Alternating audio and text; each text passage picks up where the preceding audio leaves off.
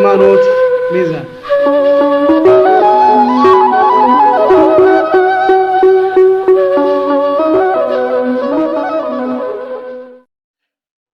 ሰላም የተወደዳችሁና የተከበራችሁ ኦርቶዶክሳውያን በእያላችሁበት ሰላም እግዚአብሔር ከእናንተ ጋር ይሁን። ዛሬ በዚህ መረጃዬ እፎይ በአባቶቻችን ላይ ምርር ብሎ የተናገረበትን ንግግሩን ይዤላችሁ ቀርቤያለሁ። እኔም ሐሳብ አስተያየቴን አቀርባለሁ። እስከ መጨረሻው ተከታተሉን። ላይክ፣ ሰብስክራይብ ማድረግ አትርሱ። መረጃዎችን አሳያችኋለሁ። መረጃዎችን ወደ ማቅረብ ሄዳለሁ። ያየናቸው ክፍተቶች አሉ። ለምሳሌ ድምጽ ያልሆኑን ኦርቶዶክሳውያን ነበሩ። መፍታቸው ነው። ድምጽ አለመሆን መፍት ነው። ማንም ያስገደው የለም ድምጽ ሁን ተብሎ ማለት ነው። ለኛ ሳይሆን ግን ድምጽ መሆን ያለባችሁ ለቤተክርስቲያን ነው። ያለ ድምጽ ያልሆኑን ስንል ኔክስ እፎይ ጲላጦስ ቢገደል ቢጠፋ እንትን ቢል ኔክስ የሚመጡ ትውልዶች ይፈራሉ። ያ እንዳይሆን ለቤተክርስቲያን ካለን አንፃር ነገሮች በሕግ እንትን እንዲሉ ድምጽ መሆን ብትችሉ አሪፍ ነው። ድምጽ አለመሆናችሁ ግን መፍት ነው። አለመሆናችሁ መፍት ቢሆንም ግን ደግሞ ለሙስሊሞች መፍት ይሆናሉ። ድምጽ ይሆናሉ። ለሙስሊሞች ድምጽ ይሆናሉ። በጣም የሚያሳዝን ሁኔታ ማለት ነው። ለኛ ድምጽ አለመሆን መፍታቸው ነው። ቢሆኑ መልካም ነበር። ለአንድ ቤተክርስቲያን እስከሰራን ድረስ አይ አልሆንም ካሉ መፍታቸው ነው። ዝምታ አሪፍ ነበረ። ለሙስሊሞች ግን ድምጽ ሆነው እኛን አሳልፈው ለመስጠት ብዙ የታገሉ ነበሩ። ሆነ ለመናገር አብዛኞቹ በዚህ አይነት ሰዎች በጣም የሚያሳዝን ሁኔታ 2-3 መስቀል የሚያጠልቁ ናቸው። ደግሞ አይዶን የትኛው ቤተክርስቲያን ላይ ትልልቅ የመስቀል 2-3-4-5 ስላጠለክ አማይነት የተባልክበትን ባላቅም እንደዚህ አይነት ሰዎች 4-5-6 መስቀል ባንድ ያንገታቸው ላይ አድርገው ለሙስሊም ድምጽ እየሆኑ ነበረ። እንደዛ ባታደርጉት ለወደፊቱ አሪፍ ነው። እንደዛ አታደርጉት። በሁለተኛ ደረጃ ኦርቶዶክሳውያን ሆናችሁ ሃይማኖትን በፖለቲካ አለዝባችሁ ለማስመታት እኛን በጣም የጣራችሁ ኦርቶዶክሳውያን ነበራችሁ። ይሄም የታዘብናችሁ ነው። በጣም በሚያሳዝን ሁኔታ ኦርቶዶክስ ሆናችሁ ከዛ ከፖለቲካ ጋር ሃይማኖቱን አገናኝታችሁ ከዛ ደግሞ መልሳችሁ ከሃይማኖቴ መዳኛዬ ፖለቲካዬ ነው ሲሉ ነበረ። ማለት እንደነዚህ አይነት ሰዎች ወርጄ ባላወራ ደስ ይለኛል። እኛ መዳኛችን ኦርቶዶክስ ሳይሆን አማራነት ነው ሚሉም ነበሩ። ሶሪ ቃሉን ባልጠቅሰው ደስ ይለኝ ነበር። ሰማለኝ እና እንደዚህ አይነት ነገር ስታደርጉ የነበራችሁ ፖለቲከኞች ወደ ቀልባችሁ ብትመለሱ መልካም ነው። እፎይ አማራ ነው፣ የአማራ ተላላኪ ነው፣ የፋኖ ተላላኪ ነው። እፎይ የኦነግ ተላላኪ ነው። እፎይ ኦሮሞ ነው። እፎይ የኤርትራ መንግስት ተላላኪ የሻቢያ መንግስት የቀጠረው ነው። እፎይ የግብጽ ተላላኪ ነው። እና እፎይን አንድ ቦታ አንዱ የሆነ ኮረጆ ውስጥ መመደብ አልቻሉም። ግን ብድግ ይልና እፎይ የፋኖ ተላላኪ ነው ይላል። እፎይ የብልጽግና ተላላኪ ነው ይላል። እፎይ የኦነግ ተላላኪ ነው ይላል። ምንም መረጃ የላቸውም። ግን ማንም ተላላኪ እንዳልሆንኩ ስለማውቀው ማለት ነው። እና በዚህ መጠን ኦርቶዶክሳውያን ሆናችሁ በተቻላችሁ መጠን ጥንቃቄ አድርጉ። ለኔ ችግር የለውም። ራሴን እስከማውቀው ድረስ አይደለም ኢትዮጵያ ውስጥ ያለን ብሔር ከኢትዮጵያ ውጭ ያለንም ብሔር ምፈርጅ ሰው አይደለሁም። የብሔር ቆጠራ ውስጥም ምገባ አይነት ሰው ተራ ሰው አይደለሁም። በእንደዛ አይነት ነገር ደግሞ ልታመጡብኝም የምትችሉ አይደላችሁም። በነፍሴ ተወራርጄ እንደዛ አይነት እንደማታመጡ ነግራችኋለሁ። 5 ሰከንድ 10 ሰከንድ ማበልጥ ቪዲዮ ዘው የሚያንሸራሽሯት አለች። እሷ ከ2 ዓመት በፊት የተሰራች ቪዲዮ ነች። እሷም ምንድነች? እሱ አይ ቲንክ የሆነ ወደ ወልዲያ አካባቢ ይመስለኛል መስጊድ ተቃጠለ ብለው ስልጤ አካባቢ ላይ ኦርቶዶክሳውያንን እያጸዷቸው ነበረ። እዛ አካባቢ ላይ አብዛኞቹ እንደውም ቪክቲም የሆኑት አሁን በብሔራችን ሊገፋን ነው ኦርቶዶክስ ከኛ ወገን አይደለም ብለው የሚዘውሯቸው ለብሔራችን የቆምነን ብለው የሚያስቡ ቴዶም ሲከራከርበት ነበር። አይ ቲንክ እነኚህ ሰዎች ያሉበት እንትን ነው እና አይ እንደ ኢትዮጵያ የትኛውን ቦታ ላይ ሄደን ተዘዋዙረን መስራት እንችላለን። ማን ነው ስልጤን ለስልጤ ብቻ የፈቀደለት? ኢትዮጵያ ውስጥ አንተ የትኛውን ቦታ ላይ መተህ እየሰራ ለምንድን ነው እሱ ሌላውን መከለክሉት ብዬ ተናገርኳት። ቪዲዮ ያለች ከዛ ሳጠጋባ ስንመላለስ አማራና ኦርቶዶክስ ከስልጤ ላይ መውጣት አለበት፣ መተተኛ ናቸው፣ ጠንቋይ ናቸው ብለው ሲሉ አይ አንተም እኮ ኦሮሚያ ክልል ላይ ለምሳሌ ሱቅ ላይ ተቀምጠህ እንደውም አጋጣሚዎችን እየተጠቀማችሁ የ10 ብር ዕቃን 20 ብር ትሸጣላችሁ። ስለዚህ አንተም ወደ መጣህበት 10 ብር በኩርቱ ፌስታል ዕቃህን ትመለሳለህ ብዬ ተናገርኳታለች። እንደዛ እዚህ ሆነ አንተ እዛ ያለው መውጣት አለበት ከዚህ ክልል ምትል ከሆነ ኦኬ፣ አንተ እዚህ ቦታ ላይ መተህ ስትሰራስ ያችን ነው የሚያዘዋዝሩት እነሱ ከሚሉት ጋር አሁን እኛን ይነቅፈናል የሚሉትም አይረዳቸውም። እንደውም ለእነሱ ድጋፍ ነበረ የሚሆነው። ሜይ ቢ እንደዚህ አይነት የወረዱ ሰዎች ጋር ምላሽ መስጠት ብዙም አስፈላጊ ባይሆንም ምላሹ መስጠቱ በራሱ የሚያረክስ ነገር መስሎ ይሰማኛል፣ ለእነኛ አይነት ሰዎች ማለት ነው። እንደዚህ አይነት ሰዎች ብዙም አስፈላጊ አይደለም እንትን ማለቱ፣ ግን ጥንቃቄ አድርጉ። ገብታችሁ ቤታቸው አዎ እንደዚህ ነው ብትሉ ኦርቶዶክስን አደግፉት። ኢትስ ኖርማል። አይ ሚን እፎይን አደግፉት።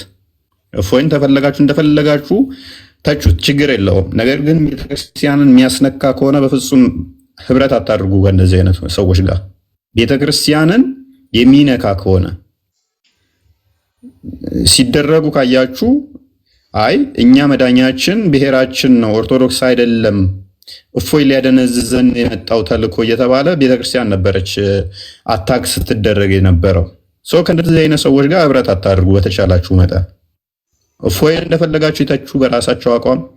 እፎይ አነጋገሩ እንደዚህ ነው፣ ባለጌ ነው፣ እንደዚህ ነው ብለው ይተቹ። ነገር ግን በዛ አታከው ደግሞ ቤተክርስቲያንን ሲተቹ እንዴት አብራችሁ ህብረት ታደርጋላችሁ? እዩ እስቲ ሙስሊሞቹ ክርስቶስን ያልተሳደቡት ምንድን ነው? እሱ ምን ብለው ነው ያልተሳደቡት? እስቲ እብድ ነው፣ አይምሮን የሳተ ነው፣ በሽተኛ ነው፣ ሎቱ ስባት ግብረ ሰዶም ነው፣ ጌ ነው እያሉ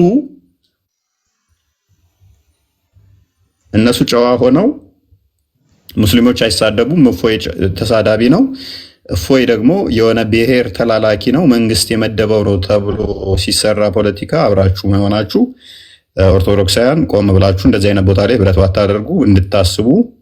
ሙስሊሞቹ በፍጹም የራሳቸውን ወገን አሳልፈው እንትን አይሉም፣ አያስነኩም። ሆም ብለው ነው እንትን የሚሏችሁ። ኦርቶዶክሳውያን እንደዚህ ናችሁ እያሉ ሲጫወቱባችሁ፣ እስቲ እነሱ ቤታቸውን እየከፈቱ የኛ ኡስታዞች እንደዚህ ነው እንደዚህ ለብሔራችን ሳይቆሙ ይኸው ለሃይማኖታቸው እንደዚህ የሰው ሃይማኖት ተሳደቡ እያሉ ሙስሊሞች ቤታቸውን ከፍተው እንደዛ አይታችኋል? የራሳቸውን ኡስታዞች ሲያጥላሉ፣ የራሳቸውን ንጽጽር የሚሰራ ሲያጥላሉ ተመልክታችሁ ታውቃላችሁ? ኔቨር አያደርጉትም። ዋይዝ ናቸው። በዚህ ላይ ብታመጡ ራሱ አይልም ወይም እንደዚህ አቀናብራችሁበት ነው ብለው ጭራሽ ይሞግቷችኋል። በፍጹም አያደርጉትም። የኛዎቹ ግን ብዙ እንከፎች አሉ። በቃ ብዙ ማለት ነው። ከሶስተኛ ክፍል ያላለፉ ብዙ እንከፎች አሉ። እና እነኚህ ከሶስተኛ ክፍል ያላለፉ እንግዲህ የብሔር መሪ ሆነው ደግሞ ታጋይና ታጋይ ናቸው። ፖለቲካ እንትኑ ላይ ማለት ነው። ቲክቶክ ላይ የቲክቶክ እንትን ናቸው፣ ብርጌድ ናቸው። 100 አለቃ፣ 1000 አለቃ ወዘተ። ሜቢ ማክሲመም የተማሩት እስከ 8ኛ ክፍል ነው። ከዛ ከነኚህ በላይ ለህዝባቸው የቆመ የለም። እና በእንደነኛ አይነቶቹ አትመሩ። በተቻላችሁ መጠን የማደርገው ነገር ቤተክርስቲያንን ይጠቅማል ይጎዳል፣ ከዛ አንጻር ብቻ መዝኑት። እፎይ አይደለም ኦሮሞ አይደለም ከምባታ አይደለም ወላይታ አይደለም አማራ ትግሬ፣ በቃ ምን የዝንጀሮ ዝርያም ይሁን እየሰራ ያለው ለቤተክርስቲያን የሚጠቅም ከሆነ ከእፎይ ጋር ቁሙ። አይ ብሔሩ ከዝንጀሮ ነው ብላችሁ ከማግለል ይልቅ ለቤተ ክርስቲያን የሚጠቅም ከሆነ ከእፎይ ጋር ቁሙ። ለቤተ ክርስቲያን የማይጠቅም ከሆነ ግን ሐሳቡን ብቻ ሞግቱ እንጂ አይ ብሔሩ ከዚህ ነውና ብላችሁ እዛ ውስጥ አትግቡ። እንደዚህ አይነት ንትርክ ውስጥ አትግቡ ማለት ነው። ይሄ አንድ ያቆሸናል በምድርም በገነትም ደግሞ አይሜን በሰማዩም ደግሞ የሚያስጠይቀን ነው፣ ጤናማ ስላልሆነ ማለት ነው። ወደን ፈቅደን የመጣንበት ማህበረሰብ ስለሌለ በእኛ ምርጫ ስላልመጣን ማለት ነው። ስለዚህ እንደዚህ አይነት ነገሮች ላይ ለወደፊታችሁ ጥንቃቄ ብታደርጉ ጥሩ ይመስለኛል። ይኖራሉ፣ አሁንም ቀጣይም ይኖራሉ፣ ብዙ ዘገምተኞች ስላሉ ማለት ነው። ብዙ ዘገምተኞች ስላሉ አንዳንዶችም ደግሞ ባሎቻቸው ሙስሊም የሆነ ሴቶችም ስላሉ እነኝም ማድረግ ሊከብድ ይችላል። ማለት ብዙ ዘገምተኞች አሉ ላይክ ለማግኘት ብለው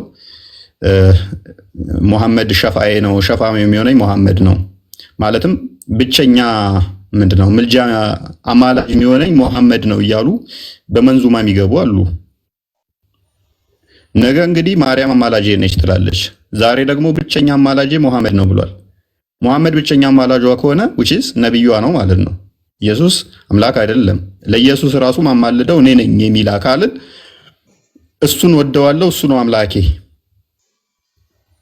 ሙሐመድ ምን ይላል? ለኢየሱስ ጌታው እንኳን እኔ ነኝ ብሏል። አማላጁ እኔ ነኝ ብሏል። በእኔ ነው ገነት የሚገባው ኢየሱስ እንኳን እኔ ነኝ ማማልደው ላለን አካል which is ለሁሉ አማላጅ የሚሆነው እሱ ስለሆነ ማለት ነው። ለሁሉ ገነት መክፈት የሚችለው እሱ ስለሆነ ማለት ነው።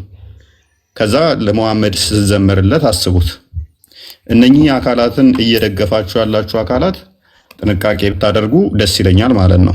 ምክንያቱም ከሃይማኖት እየወጣችሁ ስለሆነ ከሃይማኖታችሁ የሚያስወጣችሁ ስለሆነ ጥንቃቄ አድርጉ። እፎይን ለመቃወም ብላችሁ ከሃይማኖታችሁ ባወጡ፣ በተለይም ሴቶች እንደዚህ አይነት ነገር ላይ ጥንቃቄ ብታደርጉ፣ ከሶስተኛ ክፍል ያላለፋችሁ ፖለቲካ እንመራለን የምትሉ ወንዶች ደግሞ እናንተም እንደዛው ብታስተካክሉ ታሪፍ ነው። እናንተ ባትስተካከሉ ግን ከስር የምታዳምጡ በመሀይማን ባትመሩ የተሻለ ነው። በሶስተኛ ደረጃ ላይ የሃይማኖት ተቋማት መግለጫን አይታችሁታል። ታጋይ ተብዬው እንግዲህ ነብያችን ብሎ እንግዲህ ምን አይነት መግለጫ እንዳወጣብን አይታችሁታል።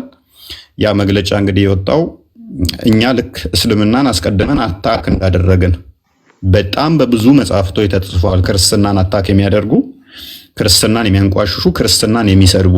ነገር ግን መግለጫ ያወጣብን ምን ብሎ ነው? እኛ አስቀድመን እስልምናን አታክ እንዳደረግንና አንዳንድ ሙስሊሞች ግን ለኛ ምላሽ ለመስጠት ብለው እንደሞከሩ ነው። ጠረጴዛ ላይ እናድርገው። ማን ነው ቀድሞ አታክ ያደረገው? ቁርአናቸውን እናስጥላቸዋለን ማለት ነው። ምክንያቱም ቁርአኑ ሲጀምር ክርስትናን አታክ በማድረግ ነው የጀመረው። ክርስቶስን በመስደብ ነው የጀመረው። ክርስቶስን አምላክነት በመካድ ብቻ ሳይሆን በመሳደብ ነው የጀመረው። ክርስቲያኖችንም እንደዛው ኢትዮጵያን ክርስቲያኖች ብሎ የማርያም ቤተክርስቲያን ያላችሁ ብሎ ቀጥታ የሚሰድበን ሐዲስ ስላለ አንድ ሳይሆን ብዙ ሐዲሳት ስላለ የተረገማችሁ ናችሁ ኢትዮጵያ ቤተክርስቲያን ማርያም ቤተክርስቲያን ያላችሁ ብሎ የሚሰድበን መጽሐፍ ስላለ ማለት ነው። ያውም ነብዩ ተናገረ ተብሎ ኦተንቲክ የሆነ ቡሃሪ ላይ የሚገኝ ሙስሊም ላይ የሚገኙ ሐዲሳቶች ስላሉ ማለት ነው። እነኚህ መጽሐፍቶች ባሉበት ላይ አስቀድሞ ተዛዳቢው እኛ አስቀድሞ ተቹ እኛ ተደርገን የቀረበብን እንግዲህ ታጋይ በሚባል አንድ ቄስ ቀርቦብናል። ሶሪ እንደዚህ ስል ሜቢ ብዙዎች አሁን እንደዚህ ያልክ ብለው ደግሞ ቃላት እንደሚሰነጥቁ አውቃለሁ። አይ ዶንት ኬር። ምክንያቱም ብዙ ላይፎችን አሳልፈናል፣ ከቀላል እስከ ከባድ ድረስ አሳልፈናል። በዚህ ጊዜያት ውስጥ መኪናችን በመሳሪያ ወንፊት እስኪሆን ተተኩሶብን ብዙ ነገር አሳልፈናል። ኤኒዌይስ ግን እንደዚህ አይነት ታጋይ ተብዬዎች ደግሞ ራሳችንን እንዲታገሉ ሆነዋል ማለት ነው። ወደፊት በሰፊው ሜቢ በመጽሐፍቶች እንመጣበታለን ያሳለፍናቸው ነገሮች። ነገር ግን ለቤተክርስቲያን እንሰራለን። ለቤተክርስቲያን ስንሰራ እስከ ሞት ጠብታ ድረስ እንደምንሰራ እናምናለን። እስከ ሞት ጠብታ ድረስ። እዚች ጋር ሀሳብ መጨመር ፈልጌ ነው። ሰውዬ ግን አሁን ታጋይ የሚባለው ሰው እፎይ በጣም ትሁት ነው። እኔ ግን ጠይቃለሁ፣ አሬ ሰውዬ የሃይማኖት ሰው ነው ወይ? ቄስ ነው ወይ? ምኑ ነው ቄስ የሚመስለው? እውነቴን እኮ ነው። ይሄ ፖለቲከኛ ነው እንጂ በእውነቱ አባት አይመስልም። ምኑ ነው አባት የሚመስለው? ጥያቄ ነው የምጠይቀው እና ያስብላል። እፎይ ብትል አንፈርድብህም። ይሄ ሰው አባት ነው ቄስ ነው ወይ? ኧረ በጣም ነውር ነው፣ እንደዚህ ነውር ነው። ያሳለፍናቸው ቀላል ነገሮች እንዳልሆኑ እናውቃለን። ብዙ ከባባድ ነገሮችም አሳልፈናል። በዛ ውስጥ ደግሞ ብዙ ነገር ተምረንበት የሳቅንበት አለ። ካለፈ በኋላ ሜቢ ልንጽፋቸው እንችላለን። እንደዚህ የነገርናችሁ አሁን እናንተ የምታውቋቸው 5% አትሆኑም፣ 5% አትሆንም የነገርናችሁ ታሪኮች ማለት ነው። እጅግ ገራሚ እንትኖች ከብዙ ነገሮች ጋር የተገናኘንባቸው ጀስ እንዴት ነው ከሞት ጋር ፊት ለፊት ተገናኝታችሁ ፊልም በሚመስል ሁኔታ ብዙ ያሳለፍናቸው ነገሮች አሉ ከመጀመሪያው ቀን ጀምሮ ማለት ነው። እና ግን በዛ ሁሉ ክርስቶስ ግርማ ሞገስ ሆኖን ሁሉም በቀላል ሁኔታዎች አልፈናቸዋል። ሁሉን ነገር ማለት ነው ቀላል የማይመስሉ እጅግ ከባድ የሆኑ ብንነግራችሁ ሊዘገንኗችሁ የሚያስደነግጧችሁ ነገሮች አልፈናቸዋል። በዚህ ውስጥ ደግሞ እንደዚህ አይነት ተቋም አለመኖሩ በድሎን ነበረ እና ይሄንን የታዘብነው ነው። ወደፊት እንሄድበታለን። እንደዚህ በቀላሉ የምንፋታቸው ነገር ደግሞ አይደሉም የጠቀስናቸው። እንደዚህ አይነት ነገሮችን በቀላሉ የምንፋታቸው እንዳይመስላችሁ፣ በቀላሉ አንፋታቸውም። ግን አሁን ምንድነው ምን መቅደም አለበት? ስለዚህ ይሄን ነገር እንደዚህ የመጣብን ተቋም ስለሌለን አቅም ስላልነበረን የህግ አካላቶች አቅም ያላቸው ባለሀብቶች ኢቨን ለጥምቀት የሚያነጥፉ ወጣቶች እንኳን እነሱን የተደራጀ ከኛ ጋር ኮሚኒኬሽን ስላልነበራቸው ነው በጊዜው እንጂ እንደዚህ ነገሮች አይፈጠሩም ነበር።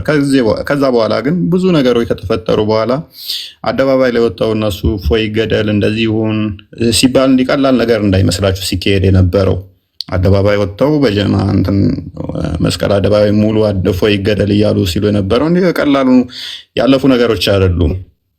ብዙ ነገሮች ውስጥ ለውስጥ ነበሩ ማለት ነው። ምክንያቱም እኛ ደግሞ እየተከላከልን የነበረው ምንድነው በዚህ መካከል ከኛ ወገን ማይሆን ነገር ወጥቶ እንደገና ደግሞ ልጆች እንዲጎዱብን አልፈለግንም። የማርገብ ስራ ነበር፣ እንዲረግብ ነገሮች እንትን እንዳይሉ ኦልሬዲ ወደ ከ46 ተቋማት በላይ የወጣቶች አመራር እንደዚህ በሰንበት ትምህርት ቤት ምናምን ሰላማዊ ሰልፎችም ለማድረግ ኤቭሪቲንግ ጨርሰን ነበረ። ካውንተር አታክ ለማድረግ እያንዳንዷን እንትን ብለን ነበረ። ወጣቶች በኤኒ ታይም ደውሉልን፣ በእያንዳንዱ ጋር ተደራጅተው ከ10 እስከ 20 ምናምን እየሆኑ እየተደራጁ እያንዳንዱ እንትን ብለውን ነበር። ያንንም ሄድ አልፈለግንም። እየተደራጁ ሬዲዮ ነው ይጠብቁን ነበረ። ያለው አማራጭ ምንድነው? እሱ ነገሮችን ወደ ማርገብና እንደዚህ አይነት ነገሮች እነሱ ብጥብጡን ፈልገውታል። እኛ ደግሞ ብጥብጡ እንዲካሄድ አልፈለግንም። ያለው አማራጭ ምንድነው? እሱ ሰዎች ሙስሊሞች ገዳይ መሆናቸውን በአዋይ ደረጃ ሰውን ለመግደል ገንዘብ እየሰበሰቡ እንደሚሰሩ ማሳየት ነው የፈለግነው።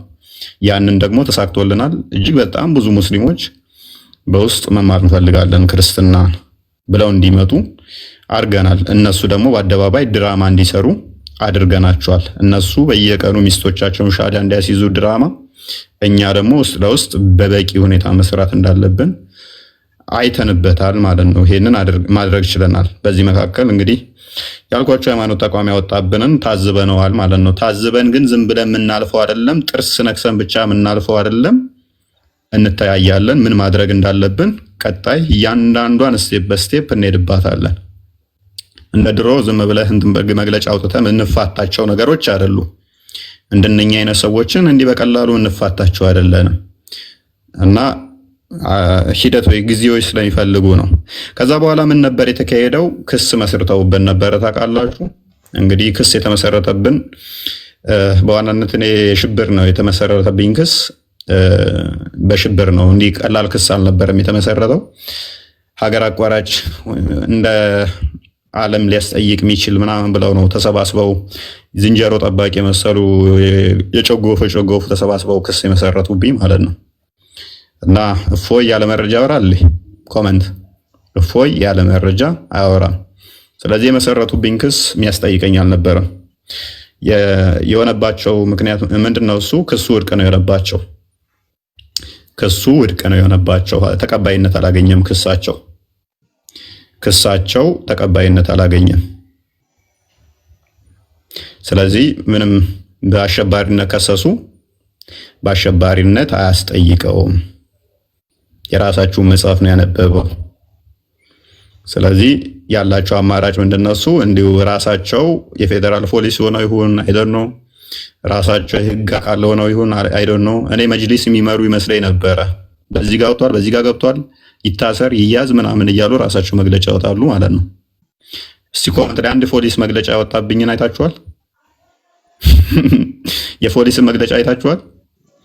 ራሳቸው በምን ደረጃ እንደሚቆጥሩ በምን ደረጃ እንደሚያዩ አላቅም። ፍርድ ምን ነበረ አቪዬሽን ትራንስፖርት አየር መንገድ ሁሉ እንዳይበር ተከልክሏል። በራሳቸው እኮ ነው የሚወስኑት።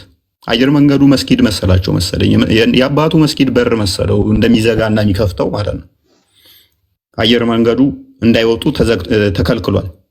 አየር መንገድ ተከልክያለሁ ብሎ መግለጫ አውጥቷል። ሌሊት እኮ ነው ደግሞ የሚሉት። ይህን የሚያደርጉ ምንድነው? ገንዘብ መሰብሰቢያ ማለት ነው። እፎይም ማስያዣ እያሉ ገንዘብ እየሰበሰቡ ነበረ። አንድ ሙራድ የሚባል ገንዘብ ይሰበስባል 50 ሺህ እያደረገ በየቀኑ እፎይን ለጠቆመ እያለ ገንዘብ ይሰበስባል። ያንን ገንዘብ መብያ ምን ብዬ ልንገራቸው ለሚለው ምንድነው የሚያቀርብላቸው?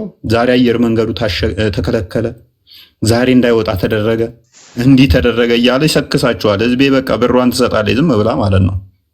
እኔ ምንም እንደማታመጡ ስለማቅ ምንም የምታደርጉት ነገር የለም። እዚህ ግባ የምትባሉ አይደላችሁም። በቃ ተራ ናችሁ ለኛ ያለ መረጃ ስለማናወራ ማለት ነው። ለዚህ ነው ገና አስቀድማችሁ ዋትስአፕ ላይ ገንዘቡን ስሰበስቡ እኔ ያለሁት እዚህ ቦታ ነኝ ምንም አታመጡም ብዬ ቪዲዮ ፎቶ ተነስቼ ለቀኩላችሁ እኮ ለዛ ነው። ተጠፍሪ ቆሻሻ የዘለለ ስለማላያችሁ ነው። ፎቶ ተነስቼ ይኸው እዚህ ቦታ ነኝ ያለሁት ለምን ለጠቆመ ብላችሁ ገንዘብ ሰበስባችሁ ብዬ የለቀኩላችሁ ፎቶ ማንም መረጃ እንደዚህ ቦታ ነው ቤቱ እንደዚህ ነው ራሴ አይደል ፎቶ የለቀኩላችሁ። ምንም እንደማታመጡ ሰማክ ማለት ነው። ብገለኝ እንጂ ሌላ ምንም አታመጣም። እኔ ደግሞ ሞትን ፈራ ሰው አይደለሁም። ስለዚህ በዚህ መጠን ሄደው ነበረ። በዚህ መልኩ ውድቅ የነሱ ሆኖባቸዋል። በዚህ መካከል ግን ትልቅዬ ችግር ገጥሞን ነበር። እኛ ምንድነው እሱ አድቫንቴጅ እንይዝ ነበረ። ክስ መስርተን ለመመስረት የህግ አካላቶች በሞላ አብረውን ነበሩ፣ ጠበቆቻችን አብረው ነበሩ። ስለዚህ እኛ ደግሞ እነሱ መክሰስ እንችል ነበረ።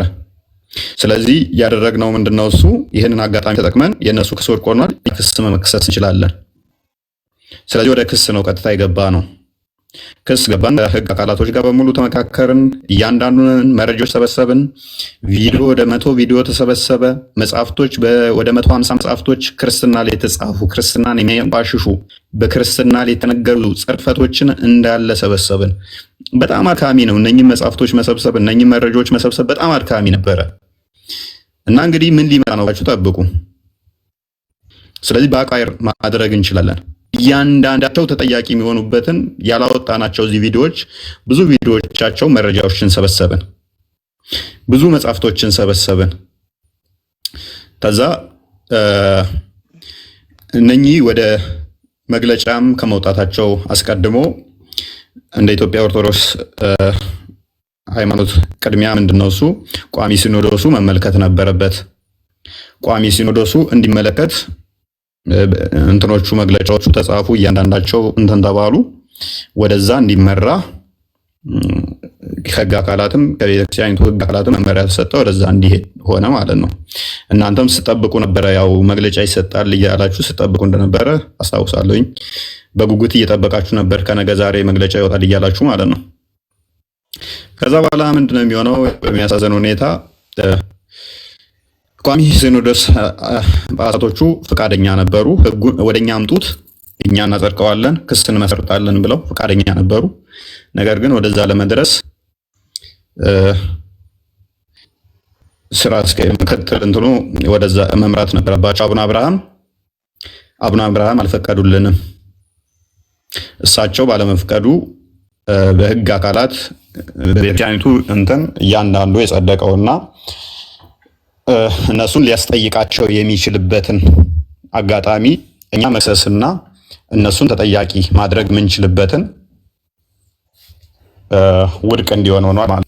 ስለዚህ እሳቸው ፈቃደኛ ባለመሆናቸው በእሳቸው ምክንያት ወደዛ ሳይሄድ ቀርቶ ውድቅ ሆኖብናል ማለት ነው።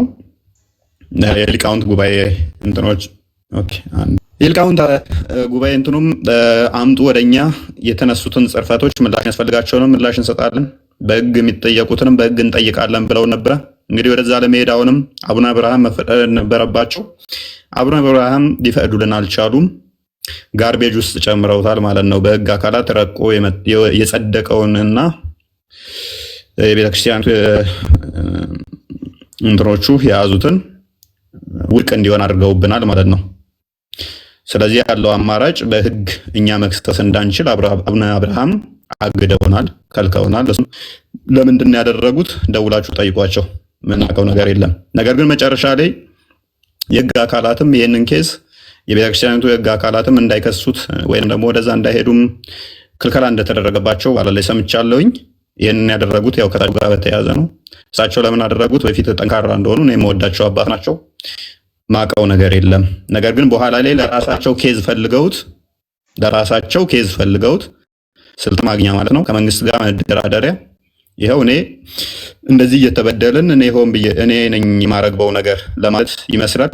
ማለትም ያው ቤተክርስቲያን እየተሰደበች እኔ ዝም እያልኩ ነው እንጂ ሊከሱ ይፈልጋሉ። ስለዚህ እኔ ነኝ ማረጋጋው ለማለት ደህንነቶችን ሰብስበው መረጃዎቻችሁን ስጡን ደህንነቶች ይመጣሉ ብለውን ነበረ።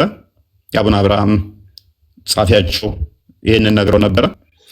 አይ ባትከሱ ጥንቅር ብላችሁ ቅሩ፣ መረጃዎቻችንን አንሰጣችሁም፣ ከፈለጋችሁ ራሳችሁ ሰብስባችሁ እንደ አዲስ ክሰሱ፣ አንሰጥም በቃ መረጃዎቻችንን በቃ እኛ ትተናል፣ ከሱን ከእናንተ ጋር ባለን ሁኔታ በእንደዚህ አይነት ሁኔታ እናቋርጣለን በሚል አቋርጠናል ማለት ነው።